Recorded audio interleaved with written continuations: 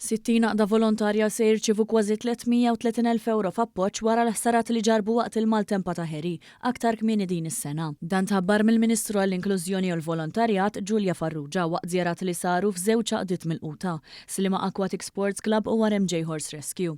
Il-maltempa takkawżat diversi problemi lil laqdiet volontarji, fosthom ħsarat fil-bini u telf ta' tamir essenzjali, filwaqt li xi organizzazzjonijiet kellhom inaqsu jew iwaqfu temporanjament l-attivitajiet tagħhom. F'kull każ l-għajnuna massima għal kull għaqda hija limitata għal 30,000 euro. Il-Ministru Farrugia qalet li dan l-appoġġ huwa sinjal ċar tal-impenn tal-Gvern lejn is-settur tal-volontarjat li jibqa' essenzjali għall-komunità. Il-Kap Eżekuttiv tal-Kunsill Malti għas-settur tal-volontarjat Mauro Paġbara Skandolo spjega li l-Kunsill se jkompli jappoġġja lil-laqdiet biex jerġgħu isaħħu l-operat tagħhom.